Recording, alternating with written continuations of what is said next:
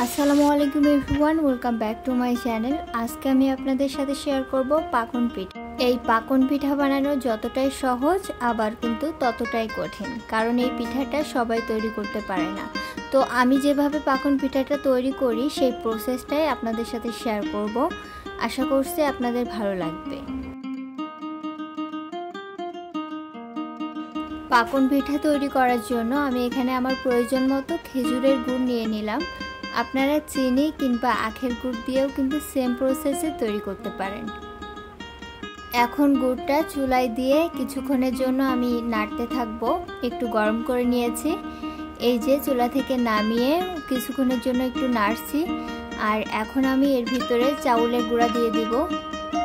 চাউলের গুঁড়ার সাথে কিছুটা ময়দাও ব্যবহার করছি, এতে করে পিঠাটা নরম হবে। আপনারা ময়দার বদলে এখানে আটাটাও ব্যবহার করতে পারেন। যদি আমরা শুধু চাউলের গুঁড়া দিয়ে পিঠাটা তৈরি করি সেক্ষেত্রে পিঠাটা একটু হার্ড হবে, এর জন্য ময়দা কিংবা আটা ব্যবহার করা। এখন সবগুলো উপকরণ খুব ভালোভাবে মিশিয়ে নিতে হবে এবং একটু সময় নিয়ে এই কাজটা করতে হবে। মিষ্টির ব্যালেন্সটা ঠিক রাখার জন্য আমি কিন্তু একটু লবণও ব্যবহার করেছি। এ পর্যায়ে আমি অল্প অল্প করে পানি ব্যবহার করছি এবং সবগুলো উপকরণ মিশিয়ে নিচ্ছি। এক্ষেত্রে কিন্তু একবারে পানি ব্যবহার করা যাবে না। এ পর্যায়ে যদি আমরা একবারে পানি ব্যবহার করি এক্ষেত্রে কিন্তু ব্যাটারটির কনসিস্টেন্সিটা বুঝতে পারবো না। এই পর্যায়ে ব্যাটারটি কিন্তু খুব ভালোভাবে ঘুটে নিতে হবে।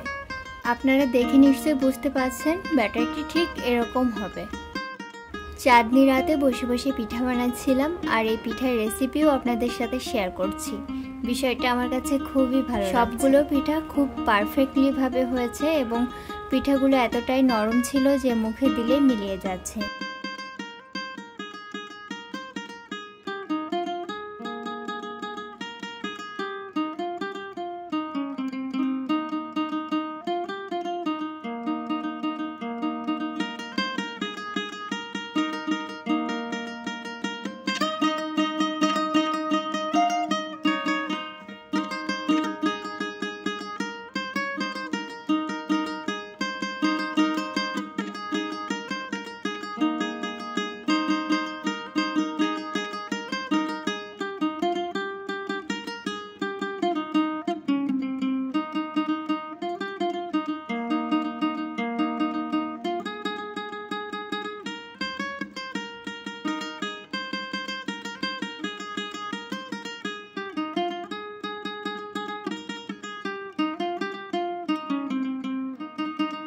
পিঠা তৈরি করতে করতে সেই ছোট্টবেলার কথা মনে পড়ে গেল। মা পিঠা বানাতো আর আমরা চুলার ধারে বসে বসে গরম গরম পিঠা খেতাম। সেই দিনগুলো তো কখনো আর ফিরে পাবো না। এখন আমাদের নিজেদেরই তৈরি করে খেতে হবে।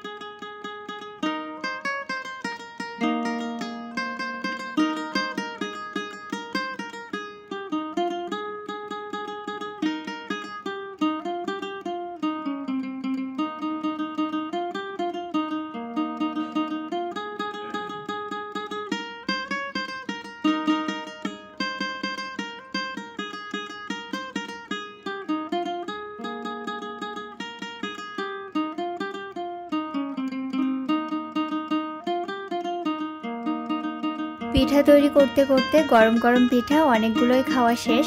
আর পিঠাগুলো এতটাই নরম হয়েছিল যে মুখে দিলেই মিলিয়ে যাচ্ছিল।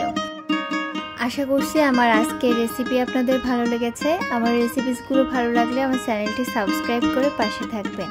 আর কোনো মতামত থাকলে অবশ্যই কমেন্ট সেকশনে জানাবেন। আজকের মতো এখানেই বিদায় নিচ্ছি। আল্লাহ হাফেজ।